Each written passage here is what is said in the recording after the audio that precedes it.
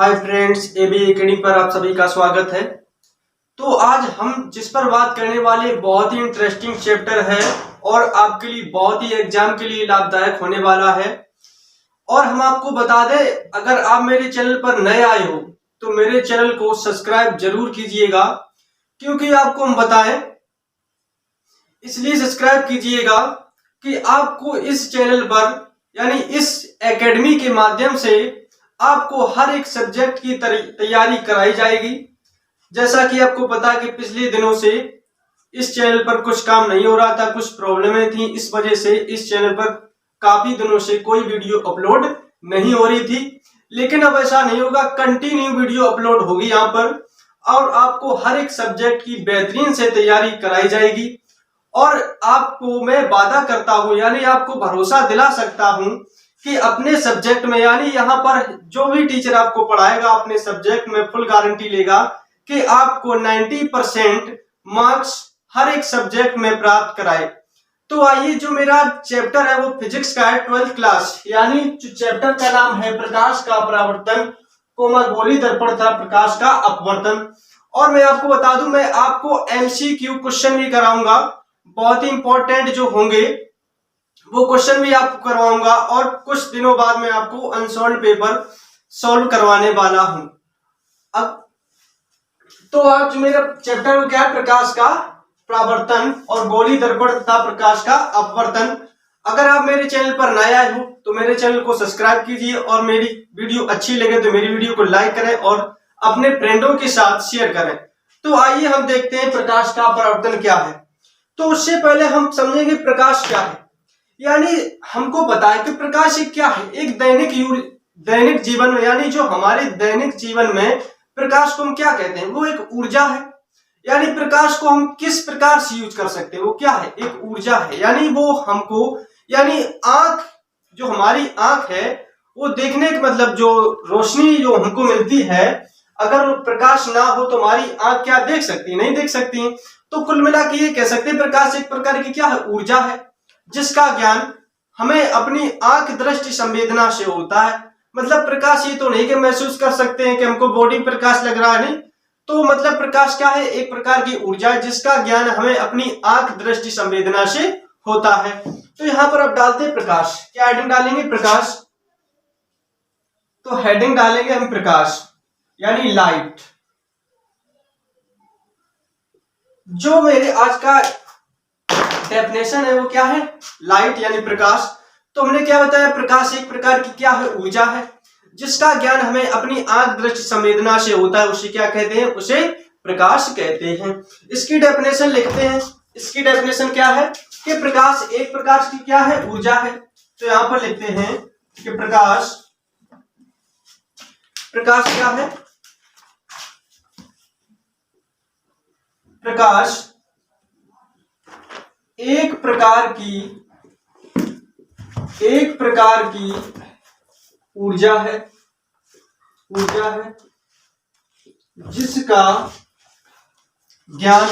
जिसका ज्ञान हमें अपनी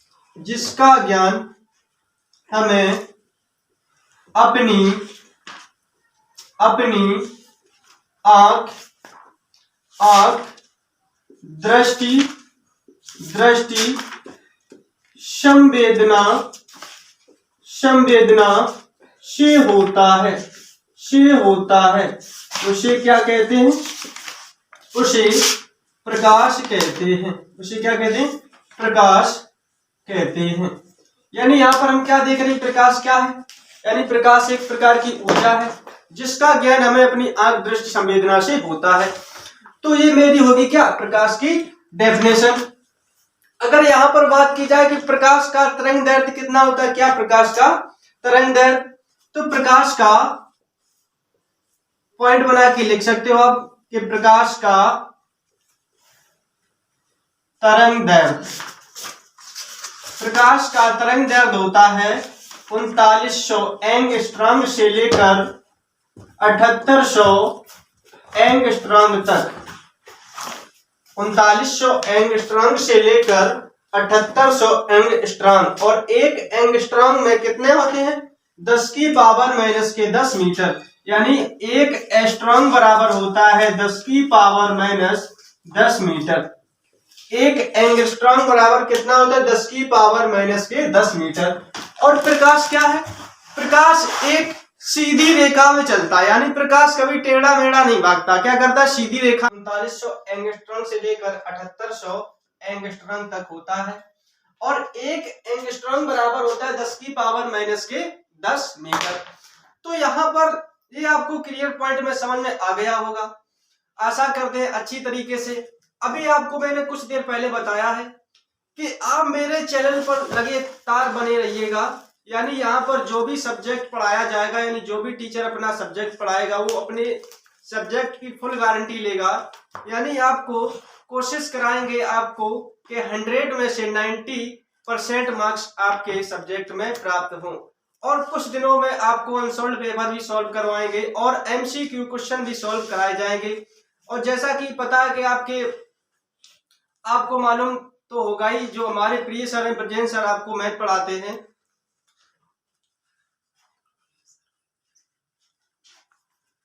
मेरे जो प्रिय सर ब्रजेश सर वो क्या पढ़ाते हैं? आपको मैथ पढ़ाते हैं।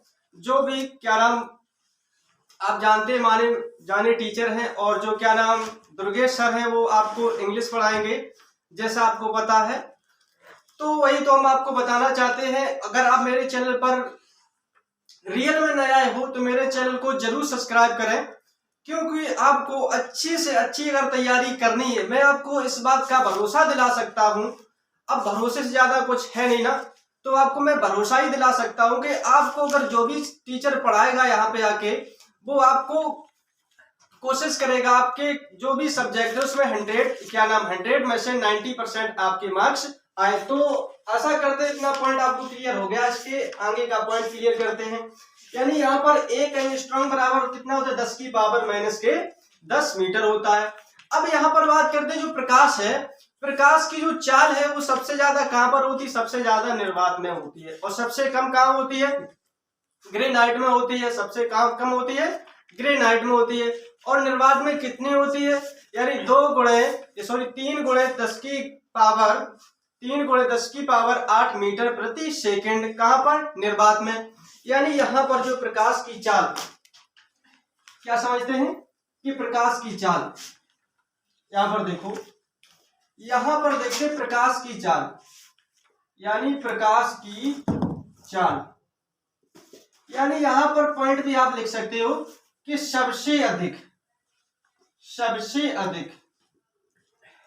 निर्वात में। कहां पर? निर्वात में। यानी जो प्रकाश की चाल है सबसे अधिक कहां पर होती है? निर्वात में। कितनी होती है? 3 गुणे 10 के पावर 8 मीटर प्रति सेकंड। कितनी होती है? 3 गुणे 10 की पावर 8 मीटर प्रति सेकंड ये निर्वात में होती है। सबसे कम किसमें होती है? हीरे में। हीरे में कितनी होती है? 1.25 इंटू 10 की पावर 8 मीटर प्रति सेकंड ये होती है आपकी हीरे में। यानी सबसे अधिक निर्वात में, सबसे कम हीरे में। हीरे में कितनी? 1.25 इंटू 10 की पावर 8 मीटर प्रति सेकंड ये होती है। ठीक, आशा करते हैं आपको पॉइंट अच्छी तरीके से समझ में आ गया होगा। और प्रकाश क्या करता है? एक सीधी रेखा में चलता है और प्रकाश का अपना कोई माध्यम नहीं होता है। आशा करते हैं आपको पॉइंट अच्छी तरीके से समझ में आ गया होगा। अब प्रकाश को पृथ्वी तक आने में कितना समय लगता है, इस पॉइंट पर भी बात कर लेते हैं। यानी प्रकाश को पृथ्वी तक आने में कितना समय लगता है? कितना समय लगता है? यानी 8 मिनट 16.6 सेकंड।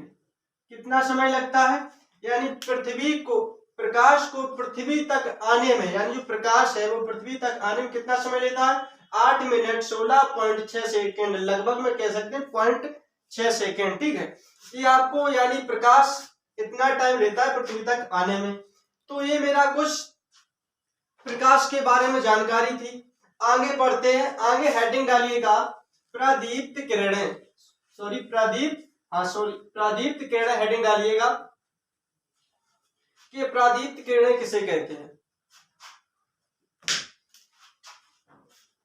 क्या हेडिंग डालें? प्रादीप्त किरणें। अब प्रादीप्त किरणें क्या होती हैं? यहां पर प्रादीप्त किरणें समझते हैं, यानी वे किरणें जो स्वयं प्रकाश उत्पन्न करती हैं, यानी वे किरणें जो स्वयं प्रकाश उत्पन्न करती हैं, जैसे सूर्य हुआ, तारे हुआ, ये क्या करते हैं? ये किसी दूसरे पर निर्भर नहीं होते, स्वयं प्रकाश उत्पन्न करते हैं। तो ये क्या हो जाती है? प्रादीप्त किरणें हो जाती है। इसकी डेफिनेशन क्या हो जाएगी कि वे किरणें जो स्वयं प्रकाश उत्पन्न करती हैं। तो यहां पर लिखते हैं वे किरणें जो स्वयं प्रकाश उत्पन्न करती हैं, यानी वे किरणें जो स्वयं प्रकाश उत्पन्न करती हैं, उन्हें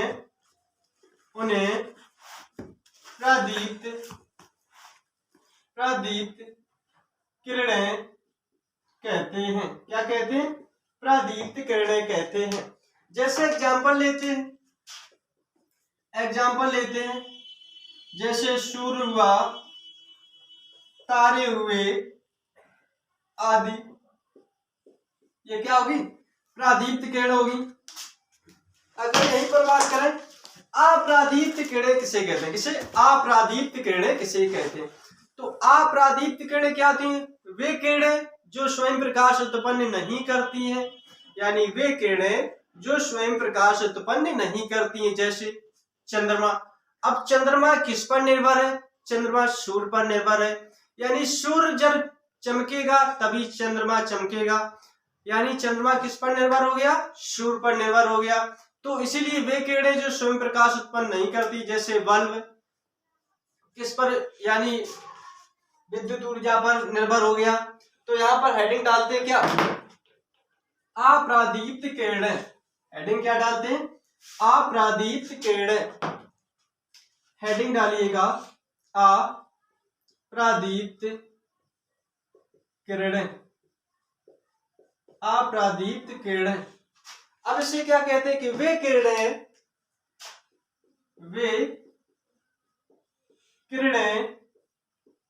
जो स्वयं प्रकाश उत्पन्न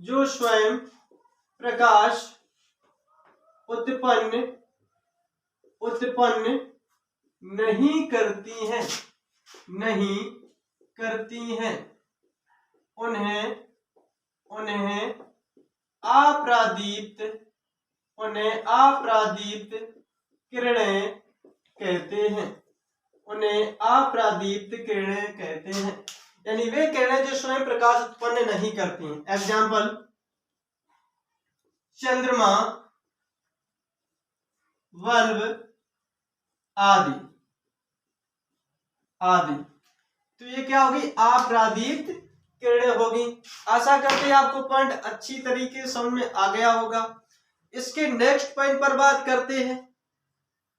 इसका नेक्स्ट पॉइंट क्या है? प्रकाश का नियम, यानी प्रकाश के परावर्तन का नियम।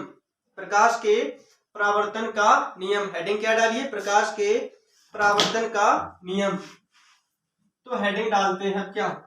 प्रकाश के परावर्तन का नियम। तो अगली हेडिंग होगी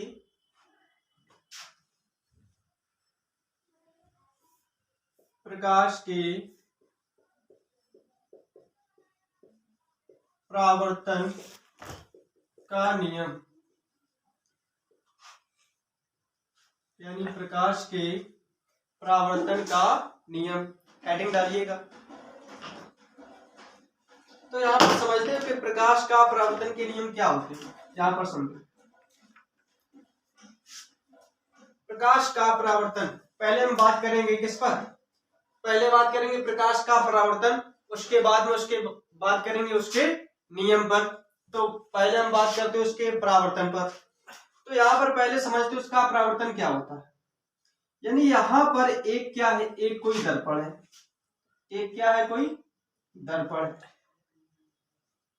यहां पर क्या दिया है, एक दर्पण।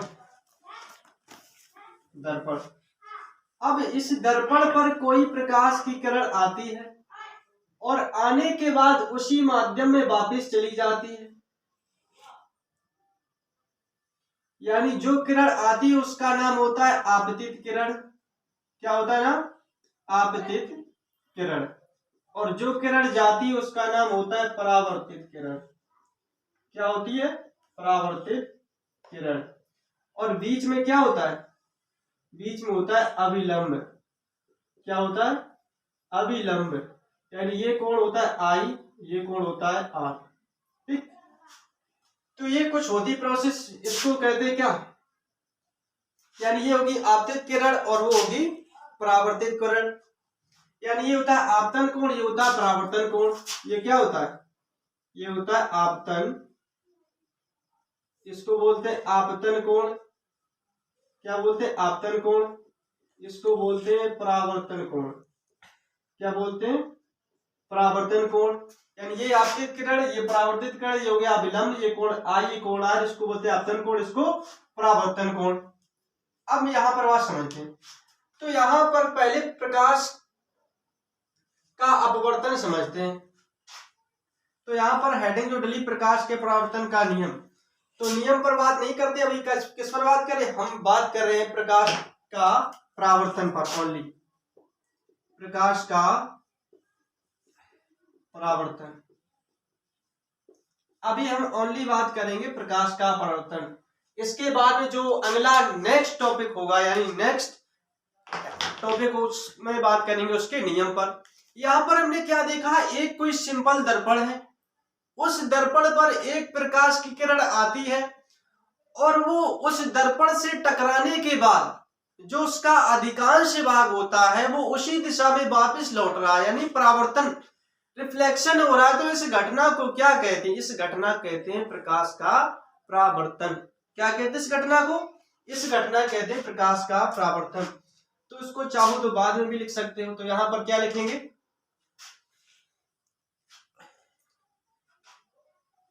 जब कोई आपतित किरण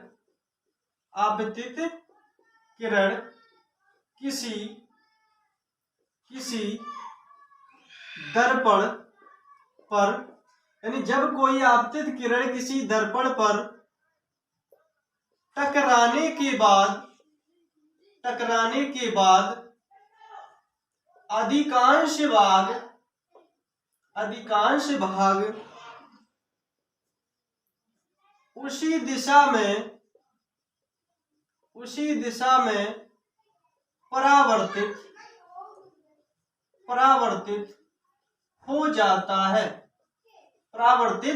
हो जाता है, इस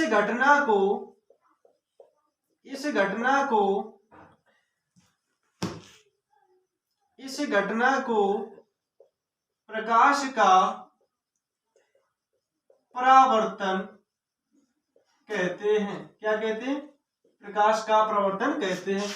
यहाँ पर क्या देख रहे, एक कोई किरण आती है, इस दर्पण से टकराने के बाद उसी दिशा में परावर्तित हो रही है, तो उस घटना को क्या बोल देंगे, प्रकाश का परावर्तन। तो हमने क्या, जब कोई आपतित किरण किसी दर्पण पर टकराने के बाद अधिकांश, यानी जो उसका कुछ भाग, यानी जो भी भाग लौटता है उसी घटना को, यानी उसी घटना को क्या बोलते हैं, प्रकाश का परावर्तन बोल देते हैं। सेट में हट जाते हैं, स्क्रीनशॉट आप ले सकते हैं इसका।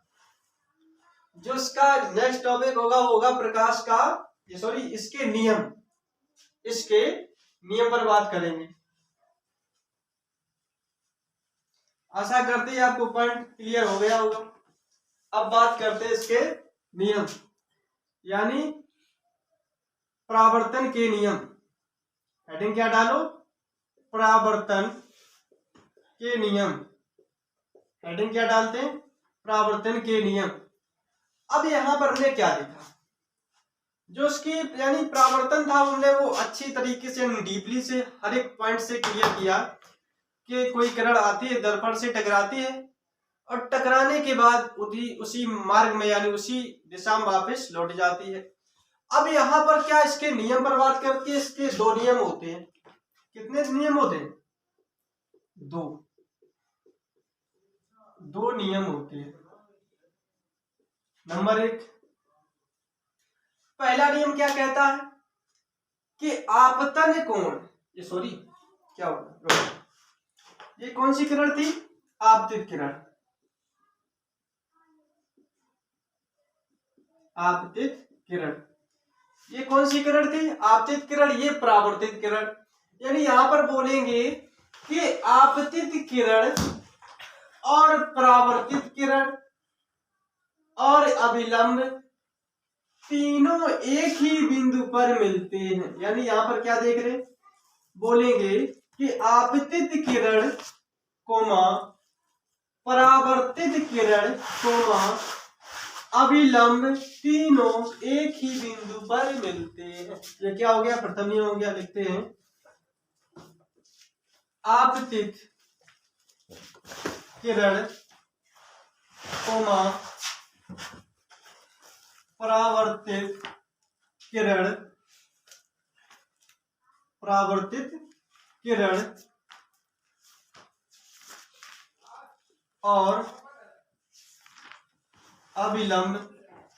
और अभिलंब तीनों एक ही बिंदु पर मिलते हैं। कहां पर मिलते हैं? एक ही बिंदु पर मिलते हैं। इसका प्रथम नियम हो गया। द्वितीय नियम क्या इसका कहता है? द्वितीय नियम कहता है इसका आपतन कोण परावर्तन कोण के बराबर होता है। यानी आपतन कोण परावर्तन कोण के आपतन कोण, यहां पर क्या लिखेंगे? आपतन कोण परावर्तन कोण के बराबर होता है। यानी यहां पर लिख सकते हैं कोण I इक्वल टू कोण R। ये इसका क्या होता है? ये इसका द्वितीय नियम हो जाता है। किसका? परावर्तन का द्वितीय नियम हो गया। अब इसकी अगर नेक्स्ट टॉपिक की बात करें, नेक्स्ट टॉपिक है मेरा प्रतिबिंब। आशा करते हैं आपको चीज अच्छी तरीके से समझ में आ गई होगी। इसकी स्क्रीनशॉट ले सकते हैं आप कुछ देर के लिए।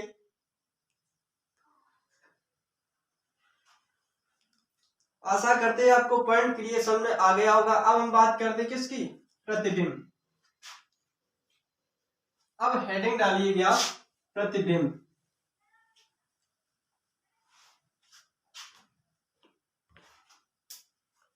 हेडिंग डालो प्रतिबिंब यानी इमेज। हेडिंग डालो, इमेज डालो कि प्रतिबिंब किसे कहते हैं। प्रतिबिंब किसे कहते हैं? मान लो कि आपके सामने एक दर्पण रखा है और उस दर्पण में आपकी जो आकृति बन जाती है उसी को हम प्रतिबिंब कहते हैं। क्या कहते हैं? प्रतिबिंब कहते हैं। यहां पर मान लो एक कोई दर्पण रखा हुआ है। एक क्या है? एक दर्पण है। यहां पर कोई एक क्या है? यहां पर कोई एक बिंब है। क्या है? बिंब। इसको क्या बोलते हैं? बिंब। और जो दर्पण में बनता है उसको बोलते हैं प्रतिबिंब। जो दर्पण के अंदर सेम जो तुम्हारी शक्ल का बनता है उसको क्या बोलते हैं? उसको बोल देते हैं प्रतिबिंब। यानी जो बना है उसको बोलेंगे क्या? बिंब। उसको क्या बोलेंगे? बिंब। और जो दर्पण में बना उसको क्या बोलेंगे? प्रतिबिंब। तो उसकी डेफिनेशन क्या होती है कि जब किसी दर्पण के सामने किसी वस्तु को रखते हैं, डेफिनेशन क्या बोलेंगे कि जब किसी दर्पण के सामने किसी वस्तु को रखते हैं तो उस वस्तु की उस दर्पण में आकृति की घटना को क्या कहते हैं? प्रतिबिंब कहते हैं। क्या कहते हैं? प्रतिबिंब कहते हैं। तो इसकी डेफिनेशन लिखिएगा आप, यानी प्रतिबिंब की डेफिनेशन क्या होती है कि जब किसी दर्पण के सामने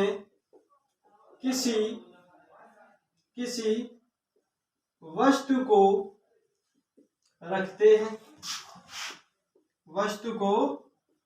हैं तो उस वस्तु की आकृति बन जाती है। उस आकृति को प्रतिबिंब कहते हैं। क्या कहते हैं? प्रतिबिंब कहते हैं। यानी यहाँ पर हमने क्या बोला कि एक कोई दर्पण है और उस दर्पण के सामने एक क्या रखी है, एक कोई वस्तु रखी गई है और उस वस्तु की जो आकृति बन जाती है उस दर्पण के अंदर, उसी को हम क्या बोल देते हैं? उसी को प्रतिबिंब बोल देते हैं। तो ये आपका क्या था? प्रतिबिंब था। आशा करते हैं आपको चीज अच्छी तरीके समझ आ गई होगी। आज का सेशन हम यहीं तक रखते हैं। जो इसकी जो आगे की डेफिनेशन होगी अगली वीडियो में बात करेंगे। आशा करते हैं आपको वीडियो अच्छी लगी होगी। अगर आपको ये वीडियो अच्छी लगी है तो मेरे चैनल को सब्सक्राइब करें, मेरी वीडियो को लाइक करें और अपने दोस्तों के साथ शेयर करें। हमने आपसे शुरू में भी बोला था, अब भी बोल रहे हैं कि मेरा टारगेट रहेगा, यानी यहाँ पर आपको हम एक बात बता दें,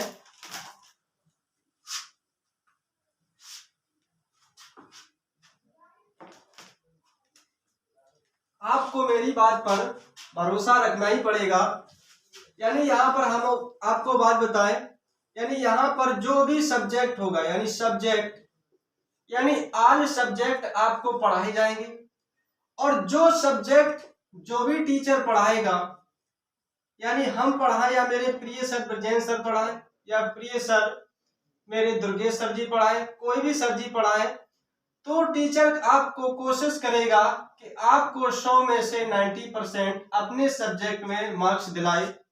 मेरी कोशिश हर एक टीचर की तरफ से यही रहेगा। हमने बताया मेरे चैनल पर कुछ दिनों से वीडियो अपलोड नहीं हो पा रहे थे, यानी कुछ प्रॉब्लम की वजह से इस चैनल पर कुछ कार्य नहीं हो रहा था। तो अब ऐसा नहीं होगा, अब जो भी वीडियो पड़ेगी कंटिन्यू पड़ेगी। हम आपको भरोसा दिला सकते हैं इस बात का, और आपको भरोसा रखना ही हमने बताया क्या, जब हमने ये एकेडमी खोला था, यानी जब ये YouTube चैनल पर मेरा एकेडमी आया था, तो हमने आपको बताया था कि मेरी जो कोशिश है वो यही रहेगी, यानी कि जो भी स्टूडेंट है वो ऑफलाइन कोचिंग नहीं कर पाते हैं, यानी मेरा इसी माध्यम से AB एकेडमी को शुरू करा गया था मेरे और ब्रजेंद्र सर जी के द्वारा। यानी जी AB एकेडमी की है वो स्थापना की गई थी कि जो बच्चे ऑफलाइन कोचिंग नहीं कर पाते हैं उनसे कुछ अच्छे से अच्छा प्रोवाइड कराया जाए। तो हर समय हम यही कोशिश करेंगे कि आपको अच्छे से अच्छा कुछ दिया जाए और अच्छे से अच्छा कुछ प्रोवाइड कराया जाए। तो आपसे हम यही करेंगे कि आप जितना हो सके इस वीडियो को उतने से ज्यादा शेयर करें। अगर आप मेरी हेल्प करेंगे, यानी तो यहाँ पर आपको हम यही बता रहे हैं कि यहाँ पर जो भी टीचर होगा वो आपको कोशिश करेगा 100 में से 90% मार्क्स दिलाए। हो सकता नहीं आपको मैं लिख कर दे सकता हूँ, यानी भरोसा दिला सकता हूँ, यानी जो भी टीचर होगा वो आपको कोशिश करेगा आपको 90% मार्क्स दिलाए। कुछ भी करे, आपको इम्पोर्टेंट ही चैप्टर पढ़ाए या इम्पोर्टेंट डेफिनेशन पढ़ाए, कुछ भी करे वो आपको 90% मार्क्स दिलाएगा और आपको भी पढ़ना होगा। अगर टीचर 100% मदद मेहनत कर रहा है, यानी कोई भी टीचर है आपको 100% से पढ़ा रहा है तो आप कोशिश करो, अगर 100% नहीं कर 80 भी नहीं तो कम से कम उसका 50% आप मेहनत करो। अगर आप 50% मेहनत करोगे तो मैं आप इस बात का भरोसा दिला सकता हूं अपने माध्यम से, या फिर ब्रजेश सर जी द्वारा या फिर दुर्गेश सर जी द्वारा हम इस बात का भरोसा दिला सकते हैं, आपको 90% मार्क्स लाने से आपको कोई नहीं रोक सकता। हम क्या, इस ब्रह्मांड में कोई भी नहीं रोक सकता अगर आप मेहनत करेंगे। तो हम आशा करते हैं मेरे चैनल के माध्यम से जुड़े रहिएगा। तो हम आप अपनी बात यहीं पर रखते हैं। हम आपसे फिर से कह रहे हैं कि पढ़िएगा और मस्त रहिएगा, और लाइफ में कोई भी टेंशन हो, एक बात बोली जाती है कि जो मुश्किलों का आना होता है वो पार्ट ऑफ लाइफ होता है, यानी मुश्किलों का आना, ये जो मुश्किलें होती हैं वो मेरी लाइफ का एक हिस्सा होता है, और उनसे बाहर यानी आर्ट ऑफ लाइफ होता है, यानी उनसे हंसकर बाहर जाना, ये क्या है, आर्ट, एक मेरी कला है। तो हम यही करेंगे कि यानी कोई भी टेंशन हो, हर एक समय अपने आप को मोटिवेट रखिएगा और हमेशा कोशिश करिएगा कि ऐसे लोगों से दूर रहिएगा जो नेगेटिव बातें फैलाते हैं, ये आपको डीमोटिवेट करते हैं। ऐसे लोगों के साथ ना रहिएगा कि जो हमेशा आपको डीमोटिवेट करे। कोशिश करो कि ऐसे इंसान के साथ रहो जो आपको हर समय मोटिवेट करता रहे। तो आशा करते हैं आपको आज की वीडियो बहुत ही अच्छी लगी होगी। अगर अच्छी लगी हो तो कंजूसी बिल्कुल मत करना, वीडियो को लाइक करना, और मेरे चैनल पर नए आए हो तो मेरे चैनल को सब्सक्राइब जरूर करना।